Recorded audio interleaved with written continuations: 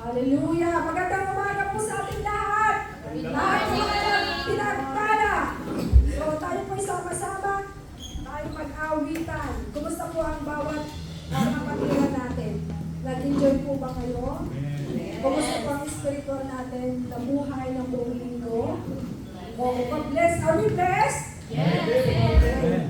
Saan tayo blessed? It's not only financial, it's not only physical, but it is the spiritual blessing that we had from the Lord. Amen. So tayo pa magsama-sama, magpuri sa Espiritu at Panginoon at tayo tumawi at church. Magkawalan tayo at pinahawin natin ito at sabihin natin, I love you, the Lord.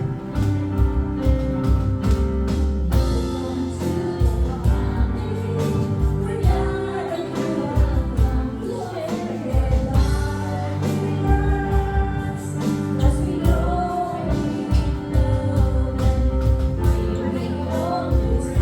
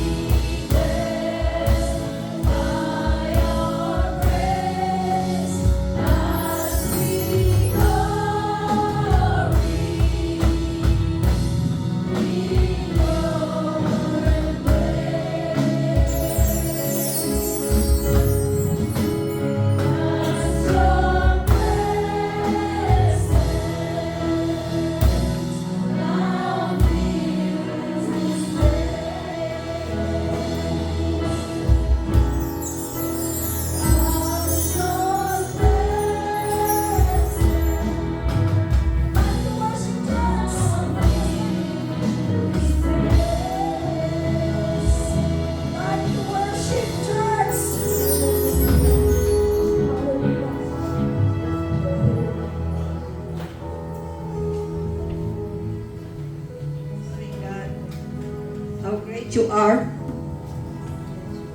Bless us and fill us your grace. Truly we proclaim and decree your grace is enough for us. Whatever situation we receive your grace is enough for us. Marami pong salamat. And Holy Spirit, we acknowledge your presence in our midst. And by the songs of the worship team, I pray all of us, our spiritual is lifting already.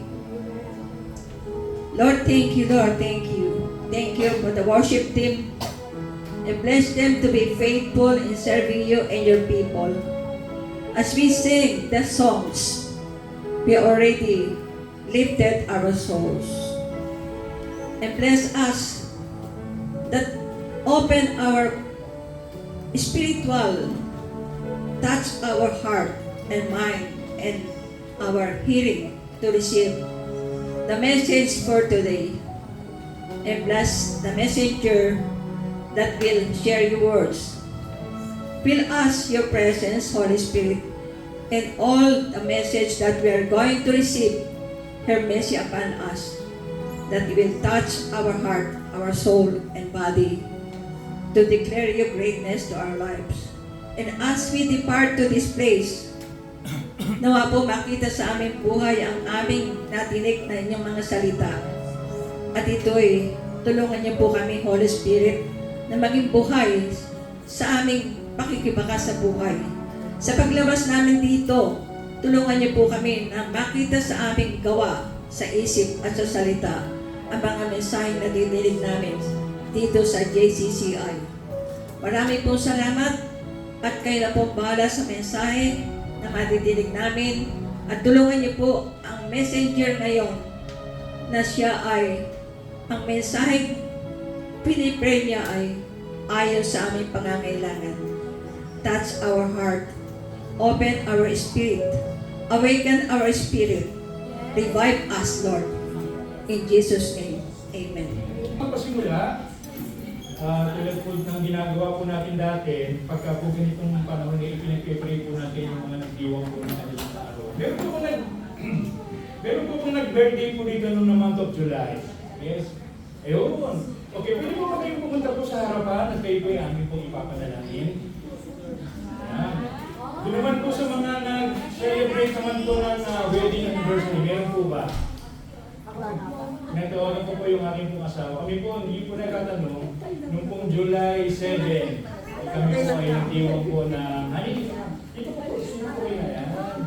Kami po ay nagdiwang po ng 14 na taon ng kasal. Kami po ay papasalamat po sa kami.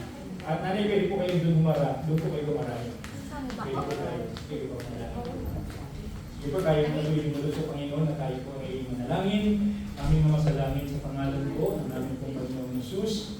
Minsan pa patuloy po kaming dumutulog sa inyo pong trono, Panginoon Diyos, na mayroon pong pagpupuri at pagpapasalamat. Lord, marami pong salamat sa mga kapatid namin ito na nagdiwang po ng kanila pong mga tao. Lord, ang dalangin po namin, ang inyong pong bendisyon, ang inyong pong pabor, ang inyong pong pagpapala, ang lagi pong sumunod. Lord, ang panalangin po namin ay hindi lang basta mahabang buhay, kundi isang buhay at talagang tunay na nakapagbibigay ng kaluguran po sa inyo. Pagpalain niyo po, Panginoon, ang aming mga kapatid. Lord, kami rin po mag-asawa, nagpapasalamat po kami sa 14 na taon ng anniversary ng Pilipino po sa amin. Salamat po, Panginoon, sa bawat taon natin ang nararanasan, ang inyo po mga biyaya at mga pagpapala. Maraming po salamat, Panginoong Diyos, sa inyong patuloy na kabutihan. Lord, dalangin po namin ang inyong bendisyon, ang inyong pong pagpapala, ang inyong po ang lagi pong sumaamin. Kung sa ganun po, Panginoon Diyos, kami po ay patuloy na maging daluyan po ng inyong pong pagpapala. Lord, ito po ang panalangin namin sa mga pangyarihang pangalan po ng aming Panginoon Jesus. Amen and amen. Okay? Sige po, tayo na po ilalako po sa pangalan po.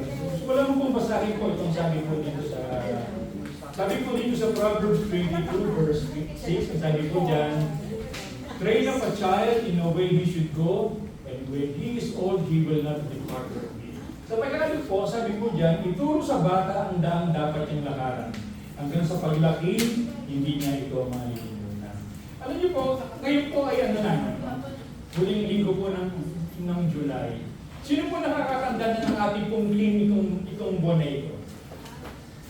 Alam niyo po ba, nakakatanda niyo po ba yung team natin? About family.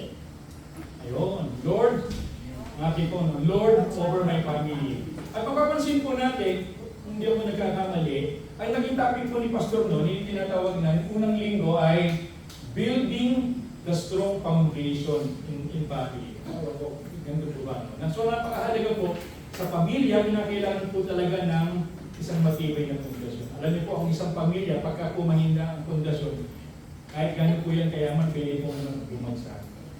Bilang review lang po, at yung pangalawang linggo, hindi ko nagkakamali, ito po naging topic ni Pastor, the Lord's power over the family. Napakahalaga din po na yung kapangyarihan po talaga ng Panginoon na siyang lagi pong namamahala po sa atin.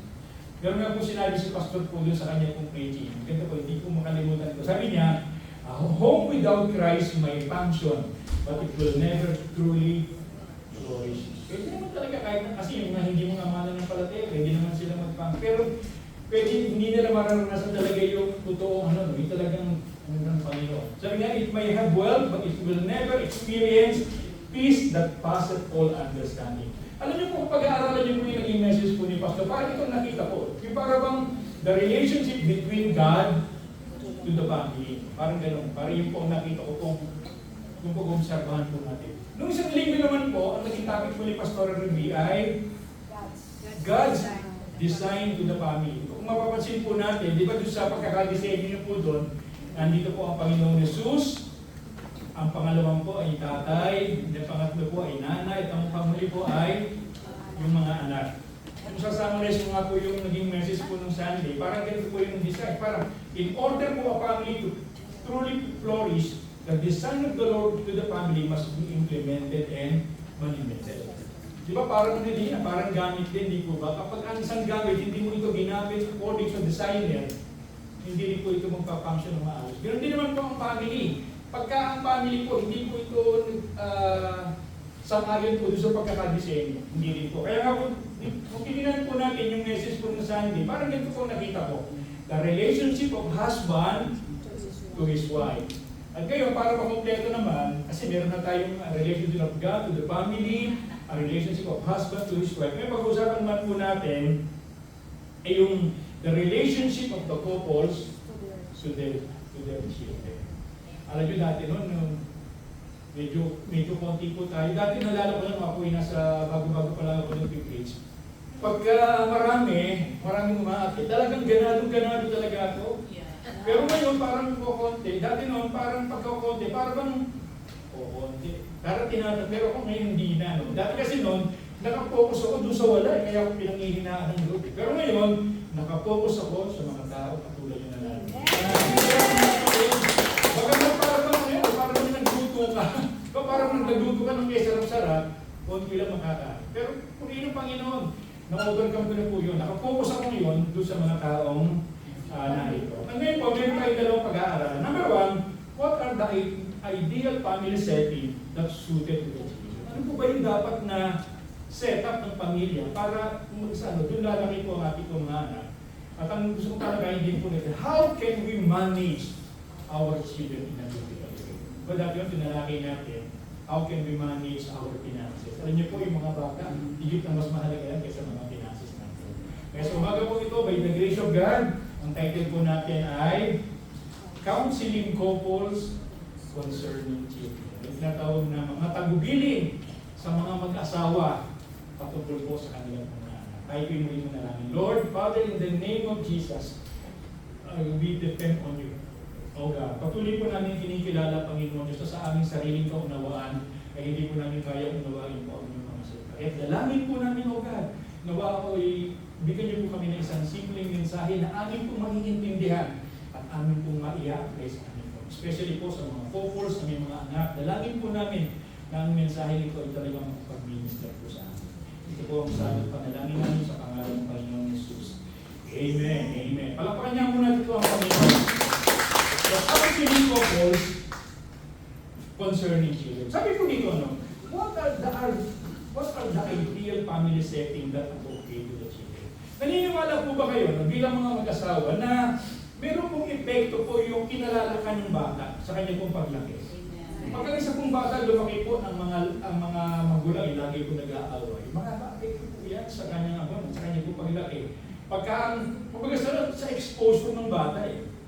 Kaya kung mapapansin po natin, kung nais po natin na ang bata po ay maging maayos, maging matino, kinakailangan tama po yung kanya pong kalalakyan. May pag-usapan po natin, ano po ba yung tatlong katangian na dapat makita po talaga sa isang tahanan? Meron po nakita tatlo. Actually marami, pero tatlo lang po ang gusto kong pag-iralan po natin. Number one, in the family, there should be sweetness. Sabihin nga po natin, sweetness. Ano po bang ibig sabihin ng sweetness? Pag sinabi pong sweetness, dapat ito po ang makita po sa family. Pag sinabi pong sweetness, it means it pertains to the maintaining of harmonious relationship of every members of the family.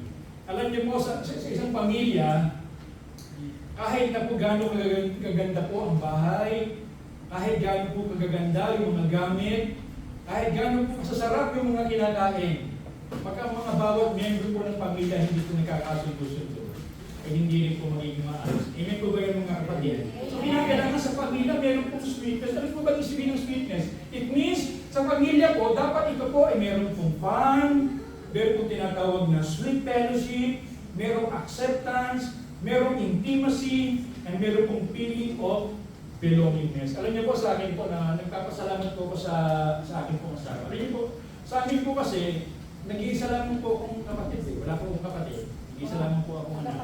At maaga po naman kasi yung mga kapatid. Wala nga. Nakita mo naman dito, yung pong asawa ko, 10 silang magkakapatid eh. 10, no? 2 po ang kinuha na ng Panginoon. Pero nakita ko po, sa kanila pong 10 magkakapatid, bagamat ito po nakita ko, bagamat ang iba po sa kanila ay wala pa po talagang personal na pagkakilala sa Panginoon. Pero isa po sa nakita ko sa kanila, yung talagang pagiging sweet eh. Amak niyo po, may mga asawa na, yung iba po talagang, karamihan po na sa iba't ibang bansa. Isa na lang po natin sa Pilipinas, pero meron pa silang group chat, talagang pagka nagkakwentuhan, hindi matapos-tapos. So makita ko po talaga na nandun talaga yung sweetness. So napakahalaga po sa isang pamilya, dapat ito po ang isang dapat ma-maintain po talaga sa atin. Kaya kailangan talagang yung sweetness, yung tinatawag na fun, sweet fellowship. Napakahirap naman po yata yung parang pagka-isang natin halos hindi mo mabiro, parang hindi makabasa. Napakahirap po yun, parang bang napaka-stricto. Kinakailangan po sa pamilya, magkakaroon po talaga ng usapan, actually nga sa akin, personally, yung misis ko, pagka po kami, minsan kasi pag sa umaga, yung naman kami nagkakaroon ng pag-uusap. Galit sa akin, pagka yun nag-uusap kami, naghawak-hawak ko yung cellphone. Ano ba naman talagang ito na lang yung time natin para magkakwentuhan. So napakahalaga po, dapat ito po ang siyang patuloy na matipelo po talaga sa ating pamilya. Hindi mo po yung mga kapatid. Ang tanong ko po sa inyo mga kapatid, sa inyo po ba mga pamilya, nakikita po ba ang sweetness? Nakikita po ba ang tinatawag na sweet fellowship, yung intimacy?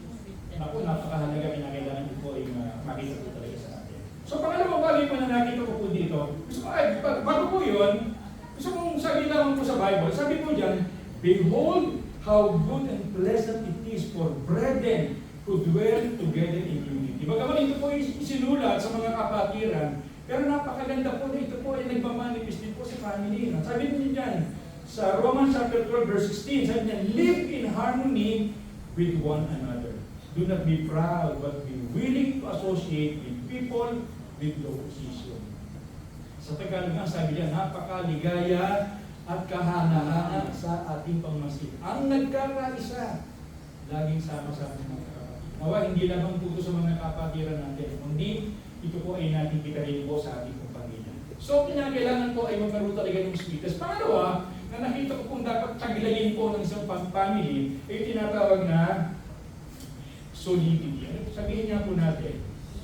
Solidity. Ano po bang ibig sabihin po ng solidity? It means it pertains to the wholeness, toughness, steadfastness, and unity among the members of the family. Napakahalaga po nito mga kapatid. Hindi yung sapat na sweet lang, tapos kinabukas magkaaway lang. Hindi. Ito kinakailangan talaga yung nami-maintain, yung solidity, yung matibay, yung kahit na ano po ang dumating. Alala niyo po yung sabi sa Bible, diba meron na po nagtayo ng isang nagtayo sa buhanginan, at meron siya nagtayo sa bato. Dapat hindi po, ang pamilya po talaga natin ay hindi lang po nakatayo sa buhanginan na konting bagyo, konting tukso, bagsak na harap, hindi po. Kinakailangan po ang ating pong pamilya ay talagang very solid. Sabi nga po dito sa sa Ephesians chapter 4 verse 3, sabi po diyan, make every effort to keep the unity of spirit through the bond of peace. There is one body and one spirit, just as we were called to one hope when we were called. One Lord, one faith, one baptism, one God and the Father of all, who is over all and through the all in all. So napakahalaga po na kinakailangan po sa pamilya po natin ay makita po talaga yung tinatawag na solidity. Kaya lang minsan dapat mag-ingat din po tayo. Kasi minsan may mga sumusobra naman. Yung tinatawag na kuyog. Alam niyo po ba yung kuyog? Yung para bang pagka isang pamilya lang na nakaaway, buong yan. Yun naman po tinatawag na imbalance solidity. Kinakailangan talaga ang pamilya po talaga natin ay talagang matibay po. Naalala ko nga po yun, sabi niya, meron daw po isang obserbasyon. Di ba? Pagka pamilya po, ang mga struggle po ay galing sa labas. Meron yung mga persecution. Ang pamilya lagi nagiging matibay, lalo po mas nagiging matibay.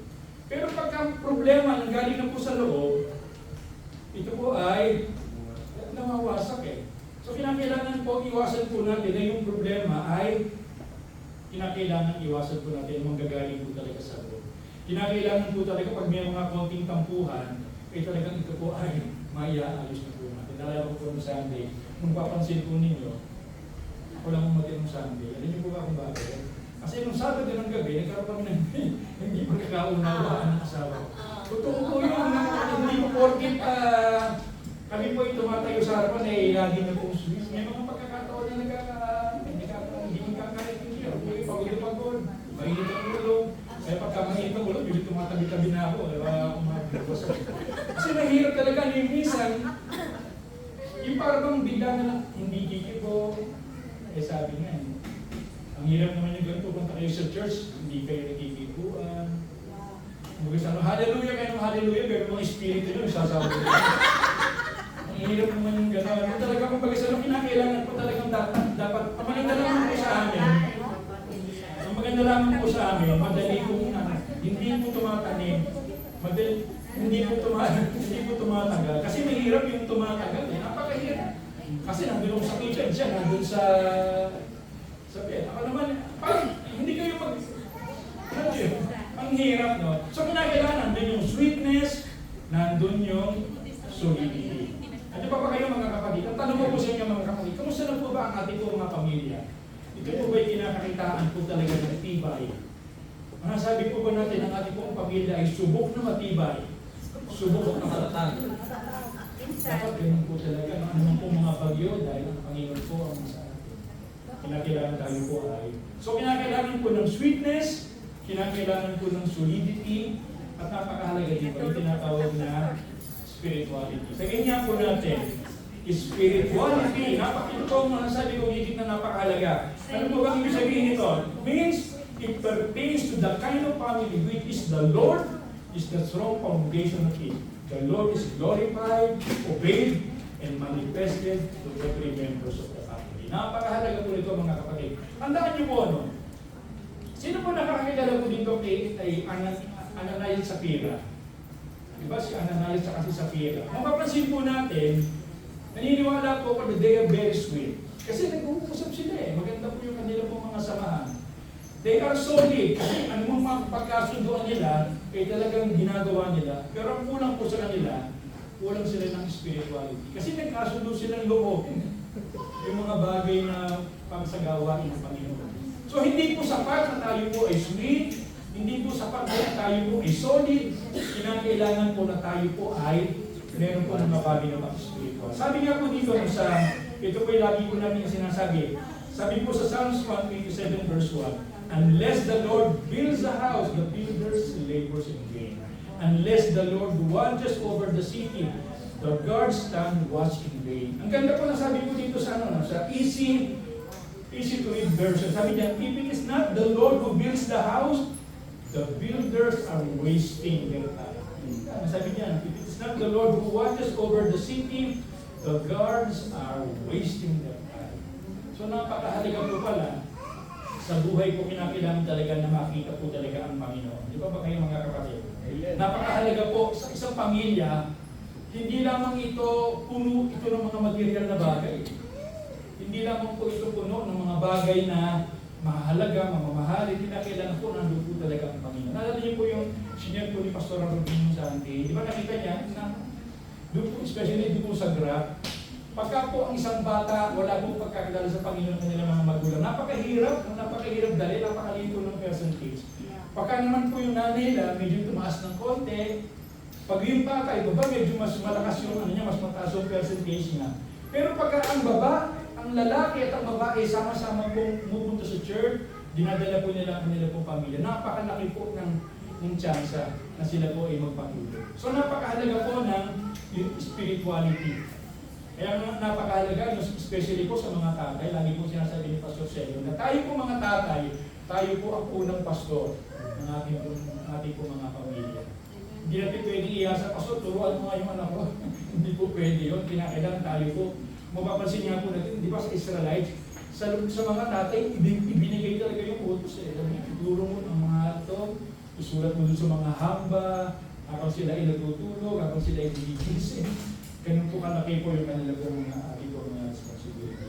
So ano po yung una? There should be sweetness, there should be solidity, and then there should be spirituality. Ngayon ito ang gusto talakayin po natin. How can we manage our children in a biblical way? Alala ko po nung si Jay, asawa ni Pastor Hazel. Nung kami po, pagkatapos po ng service natin, ay nagkakaroon ng gathering. Sabi ko sa kanya, kasi nung medyo na-late siya, di ba tinatanong? Sabi ko sa kanya, brother, ang tanong ko sa iyo ganito. Sabi ko, di ba, ilang buwan na lang, eh magiging tatay ka na. Sabi ko, anong pakiramdam mo? O yung ilang buwan na lang, eh malaki ka makita. Sabi niya, kuya, ganito eh. Unang-una, I'm very excited kasi magiging tatay na ako. Pero at the same time, I'm become fearful and worried kasi hindi ko alam eh. Hindi ko alam kung paano ito magpapalaki. Alam niyo po, hindi ko siya masisisi. Kasi, pasin niyo po nito. Di ba pagka ang isa pong tao ay gusto niya maging piloto, saan siya pwede mag-aral? Di ba sa aeronautical school? Pagka naman siya isang doktor, saan siya pwede mag-aral? Medical school. Pagka nga ikaw gusto mag-pastor sa Bible school. Pero nakakita na po ba kayo ng parenting school? Di ko ba wala? Wala eh. Talagang minsan, yung pagkapalaki natin ay isang depende doon sa kung paano tayo pinalaki.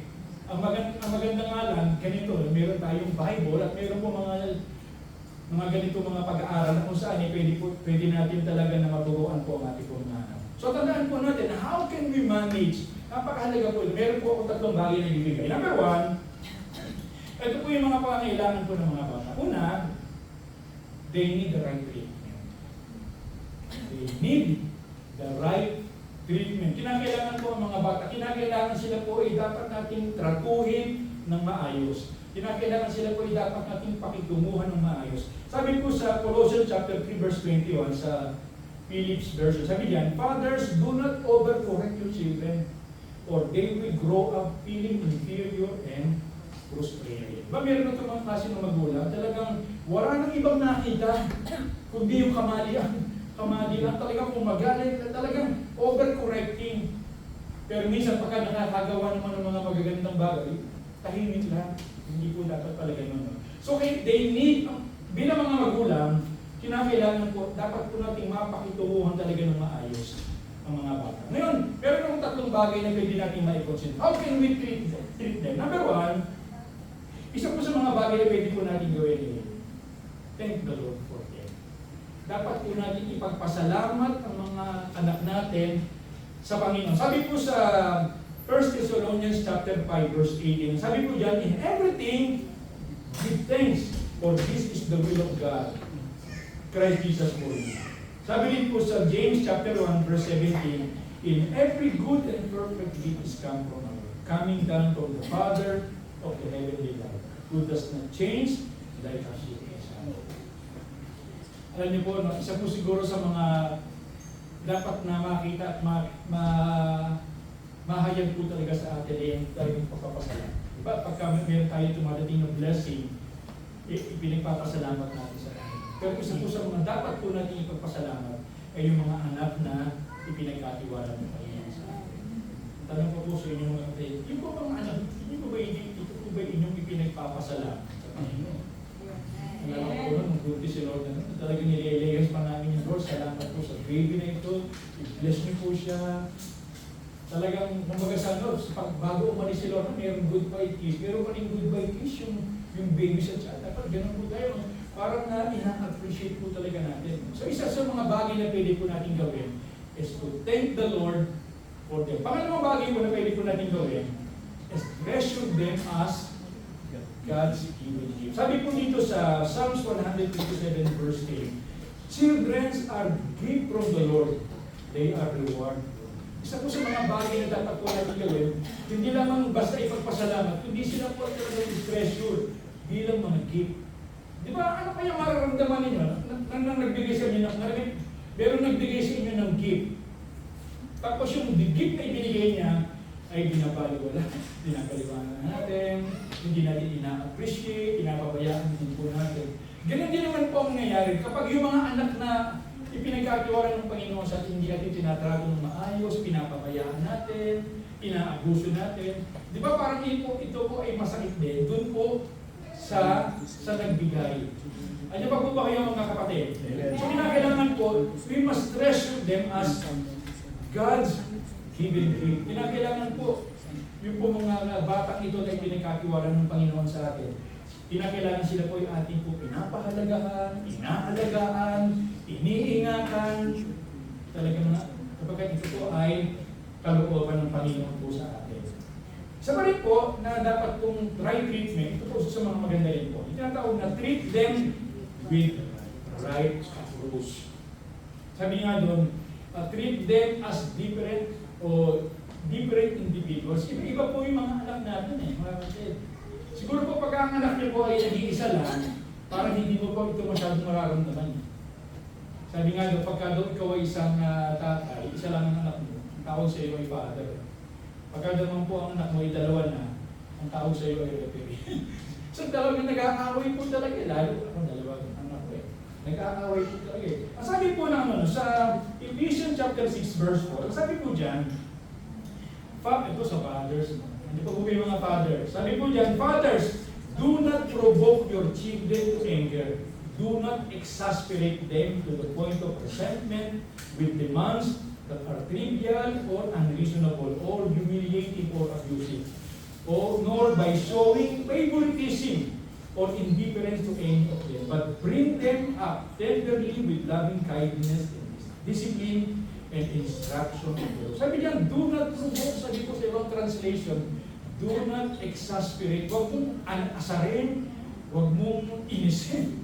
Ganun po ang pagkakaano po sa Bible. No?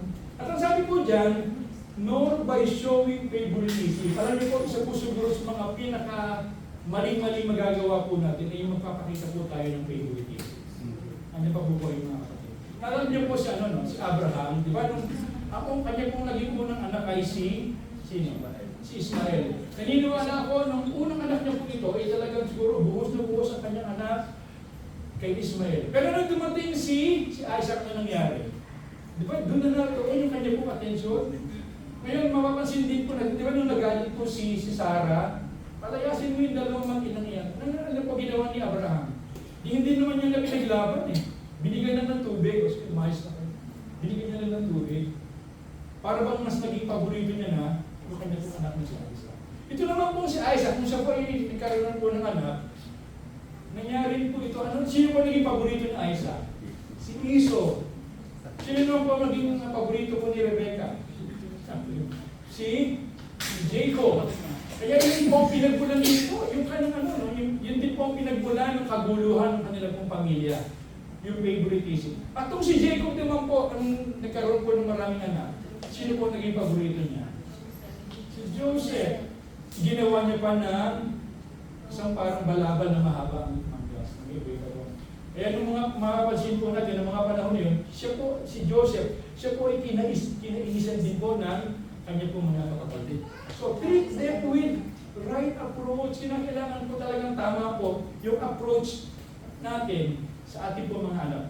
Pero meron po akong gustong i-share po sa inyo. Ito po yung na-share ko na, kami po ay nag-handle po ng nag-handle po kami ng parenting seminar noon. Pero ito po mga iba't ibang klase po ng parenting o pagmamagulang, style ng parenting. No? Ito po ay galing po kay Vic Garcia, isa po siyang vlogger. Pero ito po mga magulang, ganito po klase magpalaki ng anak. Yung tinatawag na high discipline and low love. Ito po yung mga klase po ng mga magulang na sobra pong dumisiplina sa kanila po mga talaga naman para pong militar. Nakita na po ba kayo? Parang sobrang military style of parenting po ito. No? Yung para bang sa pagkakamali mo, parusa. Ang problema po dito, high discipline with low love. Hindi naman sila nagpapadama ng pagmamahal. Kaya nga po pagkaganito daw po ang style ng isang magulang, sila daw po ay nagpo-produce ng mga rebelde mga anak. Isa pa rin po na nakita po dito, sabi diyan, meron naman na kung ganitong klase po ng pagmamagulang. Yung tinatawag na low discipline and then low love. Ito naman po mga magulang na ito, hindi naman nila dinidisiplina yung kanila kaya bahala kung anong gusto mong gawin. Pero hindi naman nila ito pinapakita rin yung pagmamahal. Ganito naman po yung klase po ng mga magulang. Kapag daw po ganito yung klase po ng pagmamagulang natin, tayo daw po ay nagpo-produce ng mga juvenile. Yung mga problema sa lipunan ng mga anak. Isa pa rin, na nakita ko din po, pero naman po sa ganito klase naman po ang tinatawag na low discipline but high love. Especially ito po ang struggle po ng mga OFW at mga parents, di ba? Isang bira lang uuwi sa Pilipinas, sa babakasyon. Siyempre, alam naman sa maikling panahon, didisiplina, hindi ba yan ako? Hindi, di ba? Talagang puro yan. Puro papapakita ng pagmamahal. Ang problema lamang po dito, minsan, pagka po ganito ang style natin, tayo daw po, isang para bang tayo daw po ay nagpo-produce ng mga spoiled brat na mga bata. At ito po ang maganda. Sabi diyan, high discipline and then high love. Sa amin, ganito po ang style ng parenting talaga namin. Talagang matindi talaga kami sa pagdidisiplina. Pag sinabing ay hindi pa pwede yan, hindi pa pwede. Pero yung kung gano'n po, at hindi yung pagmamahal po namin, gano'n din naman po yung pagpapakita namin ng pagmamahal. Kaya nababalanse. Kaya nga po pagkaganito daw po ang ating pong style, tayo po ay nakapagpupudos ng unleashed child. Yung mga talaga mga bata po talaga na mayroong potential. So ito po, so makikita po talaga natin dito, bilang mga magulang, napakahalaga po kung ano po bang klase ng style kung ating po mga magulang. Hindi pa ba kayo mga magulang? Alam niyo po, isa meron Tagalog na pangit sa magulang. Pag sinabing magulang, hindi po kayo dapat parent, no? Parent. Hindi po yung magulang. Tandaan po natin, ito po mga nakita ko, ito po yung na-share ko rin po doon sa seminar namin. Bilang mga magulang daw po, ito nakita ko lang po ito, bilang mga magulang daw po, isa po sa mga dapat po nating tandaan, kinakailangan po tayong lumagay sa tamang kalagayan. Sabihin niya po natin, lumagay sa tamang lugar. Tandaan po natin, pagka mga anak po natin ay medyo maliliit pa, ganito po tayo, controller. Ibig sabihin po niyan, hanggang maaari, tayo po ang siyang nakapangyayari. Sabi ko, kasi maliliit yung mga anak namin. Pag hindi pa pwedeng panoorin yan, hindi pa pwedeng kainin yan. Pag nanonood sila ng mga video, hindi pa pwedeng ganang klase ng video. Talagang tayo po, bilang mga magulang, tayo po ang higit na nakapangyayari. Tayo po ay mga controller. Ganda po yun, okay lang po yun. Ngayon, pagka mga anak po natin ay medyo 18 na, 18 o kaya 21 na pataas, tayo po ay hindi na po controller, tayo po ay coach. Ibig sabihin nun, di ba pag sinabing coach, para bang hinahayaan mo silang mag-explore. Ang isa nga po magandang ilustrasyon nito, alam niyo po ba yung saranggola? Di ba yung saranggola, pag kaya niya medyo naman, hinahayaan mo siyang gumano na magpapastos na gano'n. Pero hawak mo pa rin, hindi po ba? Ganun po, bilang mga magulang, tayo po ay nagiging coach na alam ko, kaya sige, ano ba gusto mo? Para bang hinahayaan mo silang mag-desisyon, pero nandun pa rin yung ating pong pagkabay po talaga sa kanila. So, tayo po nagiging controller, tayo po ay coach, pero ito po isa sa mga pinakamahirap nangyari. Yung mga Pagka ang mga anak po natin ay may mga asawa na, may mga pamilya na, hindi na po tayo controller, hindi na tayo po ay consultant. Ano po ba yung sabihin ng consultant? Pag sinabing consultant, di ba, sabi marami ka ng alam, marami ka ng experience. Pag sinabing consultant, hindi mo ibibigay agad-agad yung mga alam na hanggat hindi nila basta available lang tayo, anak, kailangan mong tulog ko, kung kailangan mong payo ko, nandito lang ako. Pero hindi mo pwede sabihin, anak, ganito ang gagawin mo. Bisa kasi, ang nangyayari kasi, di ba, ang mga anak po natin ay mga may asawa na, pero controller pa rin tayo. Kaya nagkakaroon talaga ng problema. Alam niyo po, minsan nakikita ko mga nagkakaproblema, yung pong nanay o yung biyan ng babae at yung manugang na babae. Parang lagi sila ang lagi pong Agree po ba kayo mga kapatid? Kasi kami mga lalaki sa biyan ng lalaki, hindi kami walang masyadong intri-intri eh. Pero po yung minsan kasi ang higit na masyadong parang nagiging controller yung biyan ng babae sa kanya po mga Pero dapat po kinakailangan po talaga tayong balance. Pero meron po yung meron po yung limitasyon. Like for example, pagka ang mag-asawa po ay talaga nagkakagulo na, kinakailangan tayo po ay mag-interview na. Hindi nakikita ko parang hindi na ayos yung kinakailangan mag-interview na po tayo. Pero isa po sa pinakamagandang yung hanggang hindi hinihingi yung ating po tayo, hayaan po natin sila. Minsan doon sila natututo sa kanila po mga pagkakamali. Andiyan pa ba kayo mga kapatid? Ako yung napakahaba ng gusto. So yun po, kinakailangan po talaga sa mga magulang, kinakailangan po talaga ng right treatment. Ang tanong ko po sa inyo mga kapatid, paano niyo po ba pinapakitunguhan ng inyong po mga anak? Sila po ba yung naitatrato natin ng maayos at naaayon po sa kalooban? So they need the right treatment. Pangalawa, they need the right training. Ganda po, sabi po yan. Sabi niya, ito po yung nakita ko. Sa Proverbs chapter 22 verse 6, sabi niya, train up a child in a way he should go. And when he is old, he will not depart from it. Tandaan niyo po ito. Ano mo pinag-gulay-gulayan ko po ito? Sabi po dyan, train up a child. Bakit hindi ko sinabi dyan train up a youth. O train up a young adult. Bakit po kaya child? Habang bata pa.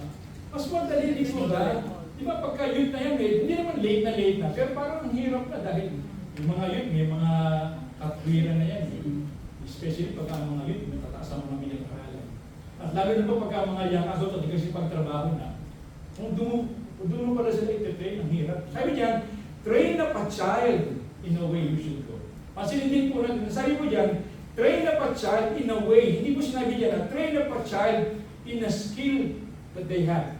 Hindi skills ang focus din po ba, kundi yung way of life. Sabi, i-train ang mga bata kung paano sila mamumuhay, hindi yung kung paano sila magiging magaling. Kasi naniniwala ko pagka ituro talaga natin yung tamang pamumuhay, mas lalo silang magiging magaling. So, train up a child in a way he should go, and when he is old, he will not depart from it. Hindi sinabi dyan na he will not forget, no? He will not depart talaga, hindi talaga nila iiwan. Kaya napakahalaga po, habang bata pa lamang ang ating pong mga anak, kinakailangan sila po, kinakailangan natin tinitrain. Ngayon, ito po sa mga dapat po natin ma-consider. Number one, paano po natin sila ititrain? Number one, is by teaching. Pag sinabi pong teaching is by verbal, by pronouncement, sa pamamagitan po ng pagsasabi. Doon po tayo pwede makapagturo po sa ating mga anak, sabihin, hindi pa pwede nga. Kasi pag ginawa mo yan, ganito mangyayari. Isa po sa mga bagay na pwede po natin gawin is pamamagitan po ng pagtuturo. Pangalawang bagay po na pwede po natin gawin is by demonstrate. Nalala ko po ng anak ko, nung tinuturuan ko kung magluto, kasi tinuturuan ko sila mga gawain bahay. Sabi ko, una, mag-iinit ka ng kawali. Tapos pagka medyo mainit na, bubuhos mo yung mantika. Tapos pagkagawin mo ng una, by teaching lang. So ginawa ko sa kanya para lalo niyang makuha. Dinemonstrate ko muna sa kanya, ganito gagawin mo. Habang sa nakatingin siya. At isa pa rin sa ginawa ko noon, minsan siya na mismo ang gagawa. Pero ako, nahandito pa rin ako sa tabi niya. Dinedemonstrate ka sa akin. So isang paraan, by teaching, by demonstrating. Pangatlo po, by exemplifying. Napakahalaga po nito mga kapatid. Kasi minsan nalilito po yung mga bata, sasabihin mo sa mga anak natin, huwag kang magsisinungaling ha. Huwag kang magsisinungaling, masama yun. Pero pag dumating yung maniningil, naku-confuse. Kinakailangan po, ano po yung mga itinuturo po natin, ay kinakailangan ito po ang siyang unang mahayag po talaga sa atin. So kinakailangan po natin ang bata, tinetrain na po natin. So by teaching, by demonstrating, and by exemplifying.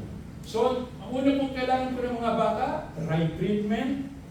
Pangalawa, right training. Ang pangatlo po, tinatawag ng right target. Sabi po dito sa Psalms 127 verse 4, sabi diyan, children born to a young man is like an arrow in a warrior. Di ba ano po bang focus po ng arrow? Ano po ba sa Tagalog yung arrow? Yung pana. Hindi, ang pana yung manalo. Palaso, yung palaso. Yung sa ibang tawag, buso ba tawag ng buso. Di ba ang pana, hindi naman ginagawa para pang-display ko ba? Ang pinaka-purpose talaga ng palaso ay talagang tumugla doon sa target. Ganun din daw po ang mga magulang. Kinakailangan po sa ating po, meron po talaga tayong dapat target sa ating po mga anak. Sabi rin po dito sa Luke chapter 2 verse 52, sabi diyan, and Jesus grew in wisdom, in stature, and in favor of God and man. Makikita po natin dito, no? Ano po ba yung dapat i-target natin sa ating po mga anak? Meron po ako nakita dito, no? 4 things that we can consider. Number 1, kinakailangan po, i-target po talaga natin yung kanila pong intellectual. Kasi sabi sa Bible, Jesus grew in wisdom. Kinakailangan po, dapat nagiging maingat po tayo kung ano po yung mga binabasa, pinanonood, pinapakinggan po ng ating mga anak. Especially po pag kayo nasa edad na, kasi yung iba, sige, para matahimik ka lang, sige, itong iPad. Matahimik ka lang, ito ang TV. Kinakailangan po tayo po ay nagiging mapagbantay. Ba meron sa Pilipinas, meron ganun ba yung PG? Ano ba sabihin ng PG? Parental guidance. Dito wala eh, parang nakikita, ano ba panoorin mo, okay? Pero sa kinakailangan po, nagiging maingat po tayo sa intellectual. Alam niyo po, ito po nga akin nakasilad, napakatanong po niyan eh. Sige, tinanong ko yung teacher. So, teacher, okay lang po ba yun sa isang bata na talagang palatanong? Aba, sabi niya, maganda yun sa isang bata, palatanong siya. Kasi isabihin, nag-explore yung kanyang isipan. At kinakailangan paligtanong siya, meron po tayo may isasagot. So, isa po sa mga dapat natin i-consider, yung kanila pong intellectual. Pangalawa, yung kanila pong stature. Sabi diyan, in Jesus grew in wisdom, in stature. Anong ibig sabihin lamang po nito? Kinakailangan po, sa ating pong mga anak, nagiging maingat po tayo kung ano po ang ating ipinapakain po sa kanila. Di ba, meron mga magulang, sige, ang paborito ng anak ko, hotdog. Yung mga full process. Dati nga rin si Pero, gusto niya yung pancit canton. Talagang pagkain ng talagang naraming, kaya lang napaka, sobrang dami ng mga chemical. Kinakailangan po, ay tama po yung ating pong ginagawang pag-aalaga, pagbibigay ng ating po mga ipinapakain po talaga sa ating mga anak. So, wisdom, stature, sa pa rin po, sabi po dyan ay in favor of men. Kinakailangan talaga yung social. Kinakailangan ma-develop din po ang buhay po ng mga bata. Sabi po dyan, ano nga po dyan, sa paraan ba natin pwedeng ma-develop po yung ating pong social life ng mga bata? Alam niyo po, isang paraan po na dapat po natin magawa, ay turuan natin po sila ng mga gawain ba? Hindi pa ba kayo mga kapatid? Di ba kasi iba, sige, dyan ka na lang, nagagawa lang, hindi po, naku, mali-mali po yun. Kung nais po natin ang ating po mga anak ay kagiliwan po ng mga tao, kinakailangan marunong po silang gawa ng gawain po ba? Marunong man lang sila magtiklop ng hinigaan, marunong man lang sila magbugas ng pinggan. Na, kinakailangan po, alam niyo po sa akin, hindi naman po sa paggawa na ito. Kung sila kahit pakawalan ko, hindi ako mapapahiya. Kasi talagang ano ko eh, na-train ko na talaga ito sa, minsan nga, kahit hindi ko inuutusan eh. Nakikita ko talagang, so kinakailangan po talaga ng favor of God. Ay, ang huli po ay tinatawag na favor of God. Napakahalaga po nito, tinatawag yung spiritual. Alam niyo po, isa rin po sa mga nakita ko sa mga bata, kinakailangan po ng right training kahit tayo po ay narito na po sa Europe, kinakailangan hindi ko nawawala yung po at opo. Minsan hindi ko nawawala. Nalala ko, minsan si Pierre, ang tawag lang sa kuya niya eh, Lloyd lang eh. Lloyd! Sabi ko, hindi ko pwede na kinakailangan. Kuya Lo. Kinakailangan din po yung mga, matutong magmano. Pero kung po isa nagsabi, sa atin po daw po mga anak, kinakailangan marunong sila magsabi ng sorry, thank you, and excuse me. Dapat yung tatlong bagay na malaking foundation na sa mga bata. So sa tandaan po natin, right treatment, right training, and right habit. Hindi po ako katapos, malapit na po ako matapos. Sabi po ni si Johann Wolfgang von Goethe, isa po siyang German. Sabi niya, meron na po talagang tayong gifts na pwede po maibigay sa ating mga. Akala po ni ba mga magulang, ang pinakamagandang gift na maibibigay ko sa kanya yung scholarship. Yung maibibigay ko yung mga material na bagay, masasarap na pagkain. Pero sabi po ni Johann, ito po yung sabi niya. Sabi niya, there are two gifts we should give to our children. One of these is roots, and the other one is wings. Medyo malalim po yung kanya kung ano. Meron pong ibig sabihin ito. Sabi niya, there are two gifts we should give to our children. One of these is roots, and the other one is wings. Kaya, pinaliwanag niya po ito. Sabi niya, ano po ba itong roots, no? Sabi niya, pag sinabi daw pong roots, it means a place to go home to. Yung para bang yung pong tirahan na pwede po nilang mauuwian. Yung kahit na po sila ay nagkamali, kahit na po sila ay nagkawin-win sa kanila po mga buhay, meron silang isang bahay o tahanan na mauuwian. At isa pa rin po, maganda po itong sabi niya. Sabi niya, pag sinabi daw pong roots, is the values that you pass on them that you live by. Ito po mga magagandang mga pag-uugali na bigay natin sa mga batang ito, na kung saan yung mga magandang pag-uugali na yun ay unang nakikita po talaga sa atin. So yun po, yung kinakailangan sila po ay talagang mag-ugat. Ano naman po dumating na bagyo ay ngayon yung pag na wings, sabi niyan, you need to raise them up in such a way they believe in themselves. Dapat pinalalakas po talaga natin at tumulong ng ating mga anak. Ayaw mo yan, tutulungan ka ng Panginoon. At ang isa pa rin po sa makikita po natin dito, yung tinatawag na, let go and say, live according to the plan of God in your life.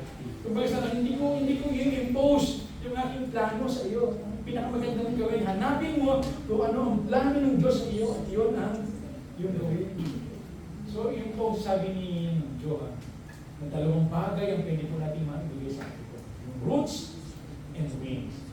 Dito ako magkatapos. Sabi po dyan, ito po isang nga pag-iso na nakita ko.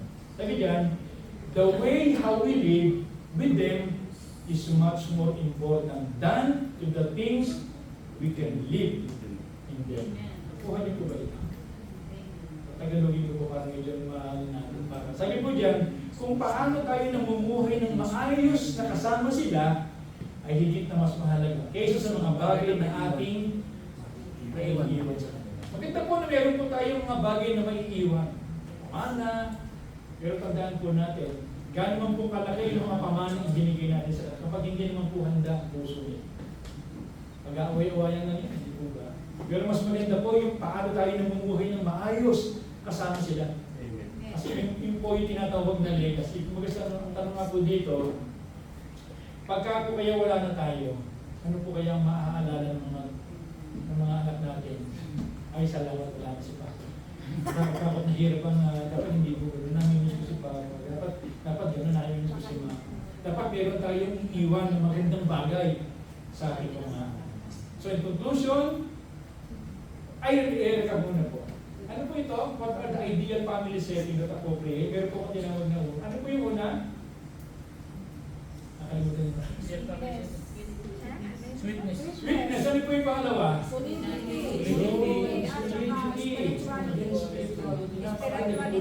Dapat ito po ang siya makita po talaga sa pamilya po natin. There is sweetness, there is solidity, there is this one. Ay, ano naman po ito? How can we manage? Meron po ako tatlong binigit. Ano po yung una? They need the right treatment. Ano po yung pangalawa? Right training and right target. They need the kahit dapat bilang mga magulang. Ito po sa mga skills na dapat po. So bilang conclusion naman po, sabi po dito, sa conclusion ko po, our children don't belong to us. They are just borrowed and entrusted to us by God. For a moment, time will come, we will give an account on how we raised them. So please, handle them with care.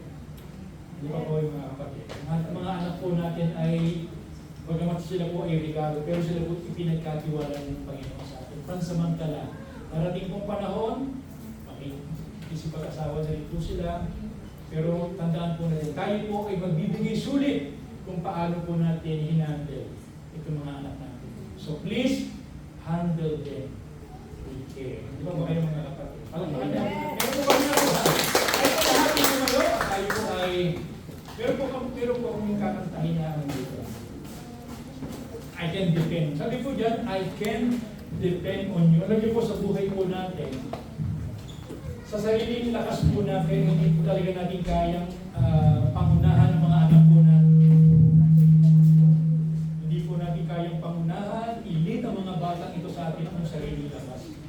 Kulang tayo ng sariling lakas eh. Pero maganda lamang po dito, meron po tayong isang Diyos na pwede po natin madependihan. Siya po ang Diyos na tutulong po talaga sa atin eh. Sa umaga po ito, siguro po maganda ngayon narinig po natin ang mensahe po ito. Siya sa atin po natin ang ating po mga sarili. Ano po ba yung klase po ng pamilya na pinuproduce po natin? Siya sa atin po natin, ang ating po pamilya ay nandun po ba yung sweetness? Sa ating pong pamilya, nandun po ba yung solidity?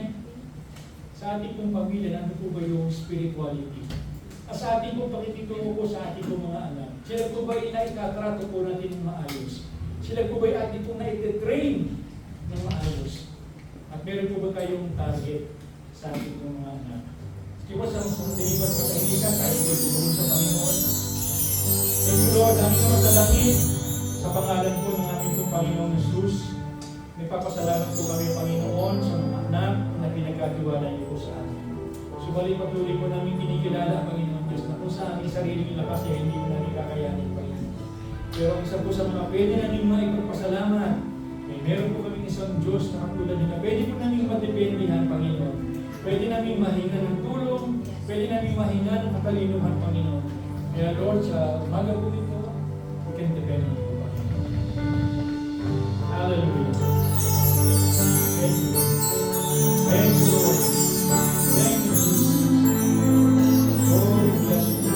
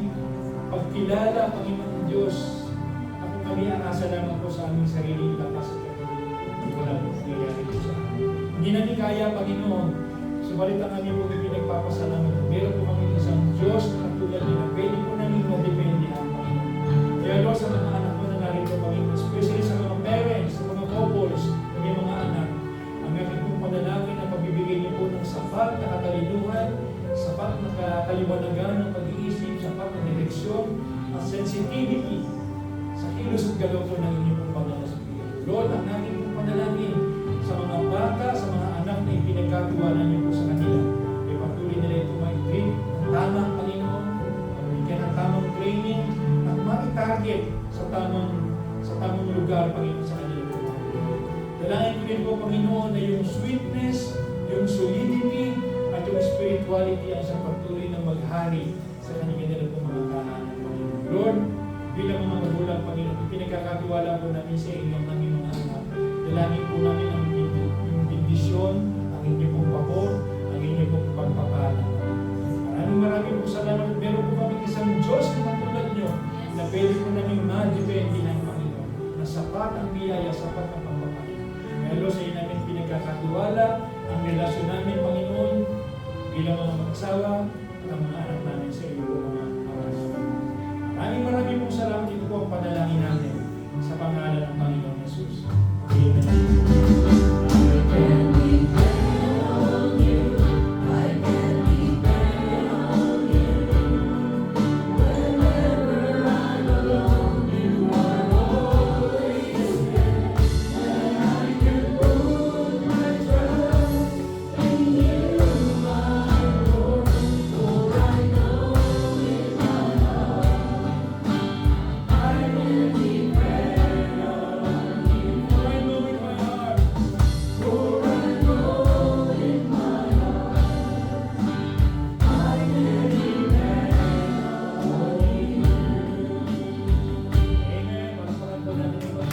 Po ng pinagpala, sabihin po natin, Amen! Hallelujah! Ang kahalagahan ng pagtuturo ng mag-asawa sa mga anak kung paano magbigay. Napaka-importante po ito sa isang mag-asawa. No? Isa ito sa mga bagay na dapat natin ituro sa ating mga anak. Sabi nga, kagaya po kanina, sabi sa Kawikaan 22:6, turuan sila sa daan na dapat nilang lakaran upang hindi nila ito makalimutan. Sa murang edad nila, hindi nila makakalimutan ang yung mga natutunan nila sa pagbibigay dahil hinuhubog natin sila doon sa tamang paraan na gusto ng Panginoon. Disiplinahin sila, napakahalaga na ituro natin paano sila maging generous, diba, sa mga murang edad nila.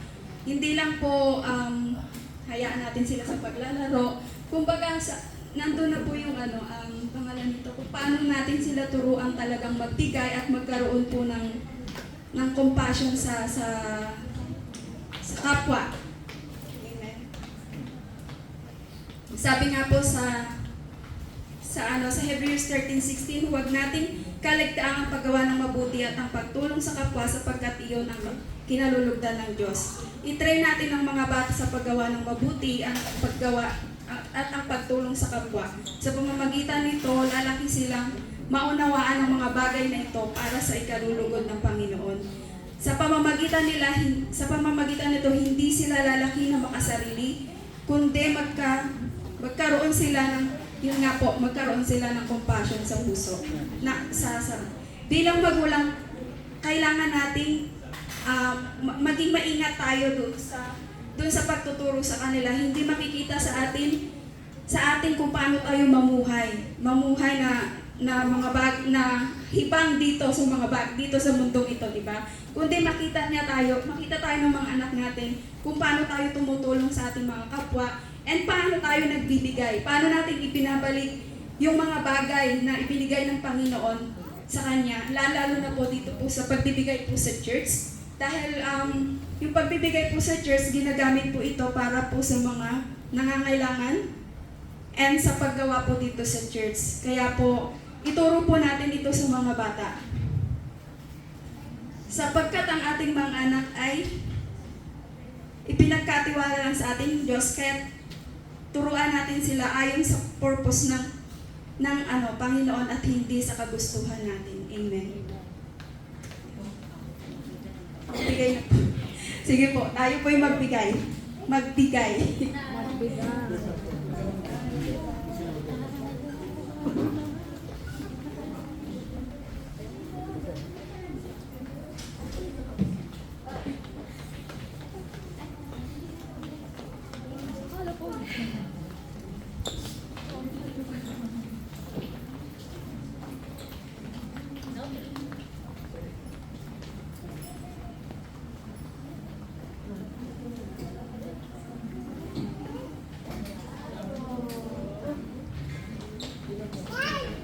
Hallelujah, Jesus, O Lord. Hallelujah, O Lord God.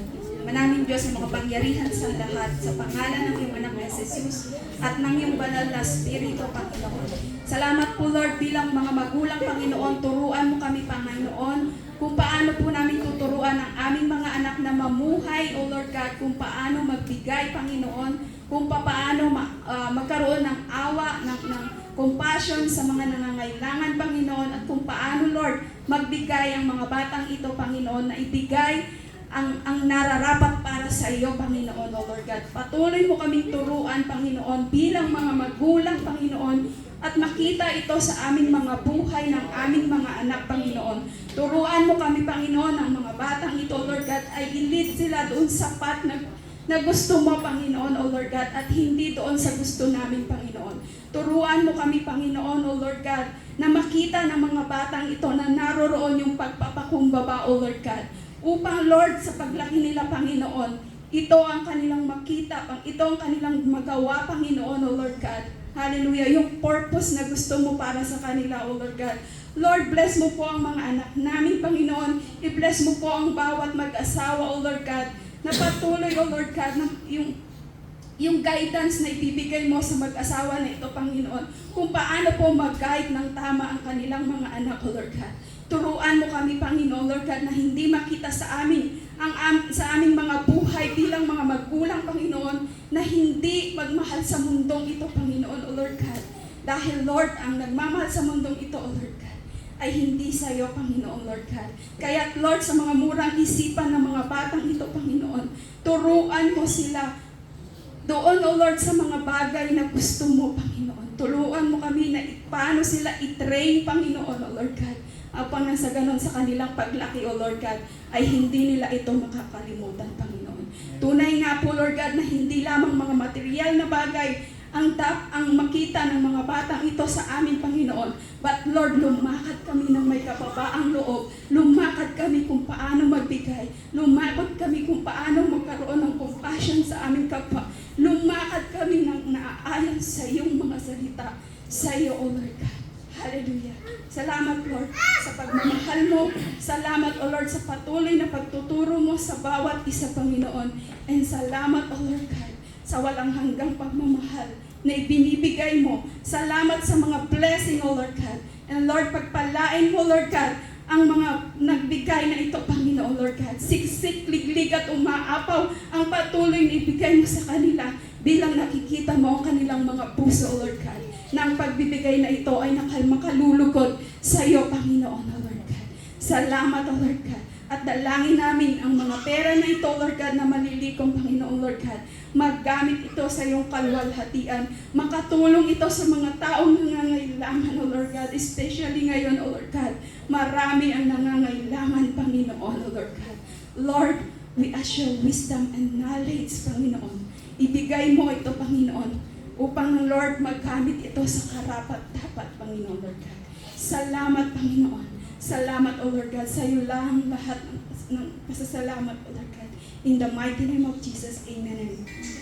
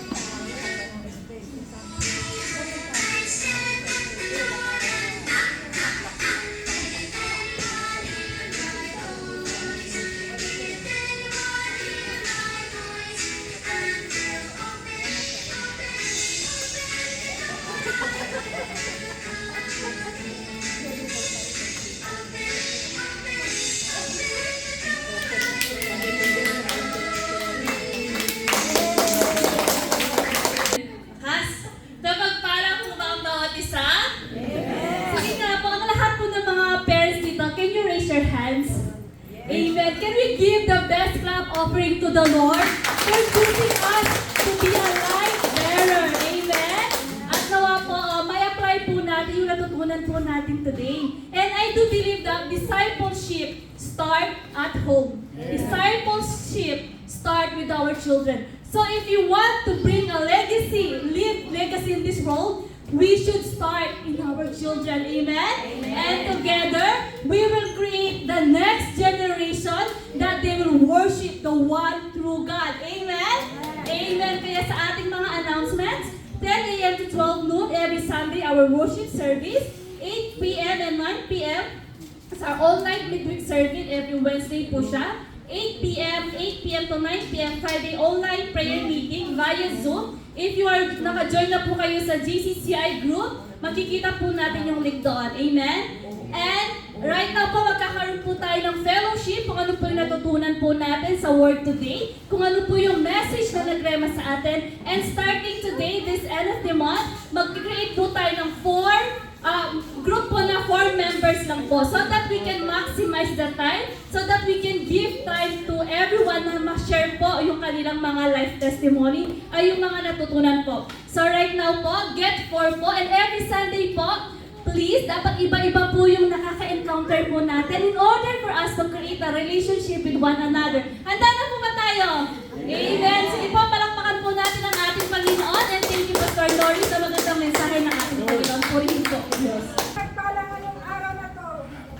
Di po ba? Praise. O tayo lahat po ay lumayo at tayo magpasalamat sapagkat ang biyaya ng Diyos ay lahat nasa sa atin. So maraming salamat ng Lord. Maraming salamat mga kapatid sa GCCI.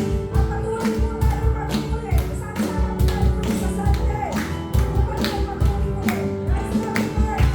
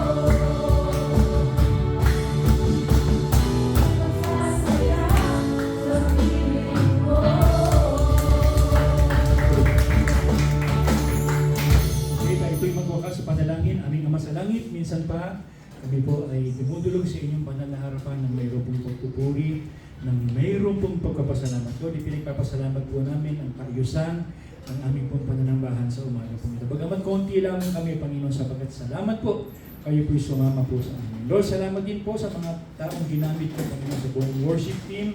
Salamat, Panginoon, sa kanila pong mga effort, Panginoon.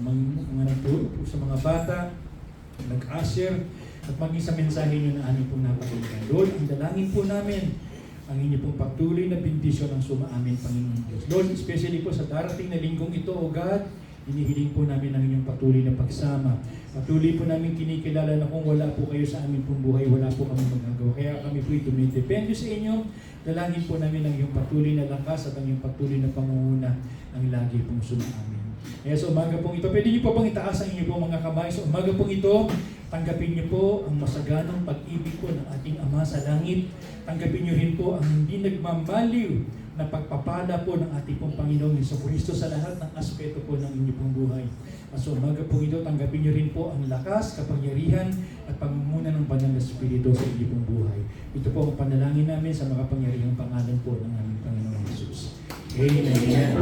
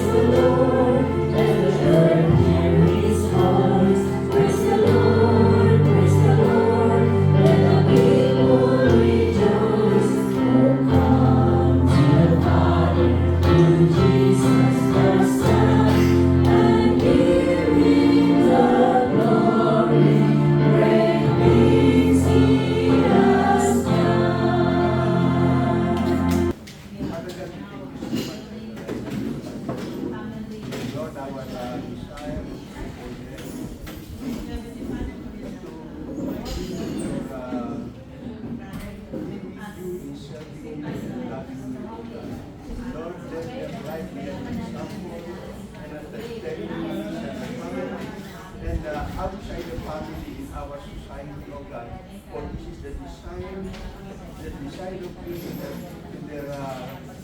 of you for everyone of them, Lord. Lord, I thank you and let the Holy Spirit guide us in sharing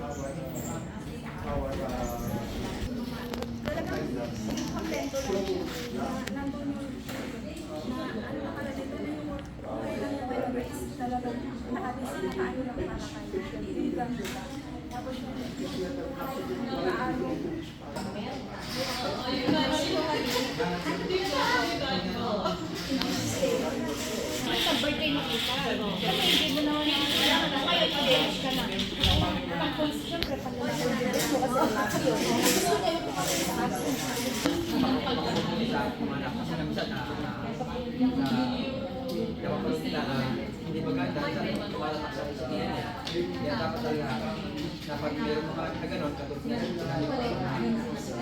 sabihin namin sila, hindi lang pag-ulit ng mga tao, hindi maganda ko, bakit sila? Huwag lagi namin ginagawa yung tumalatak sa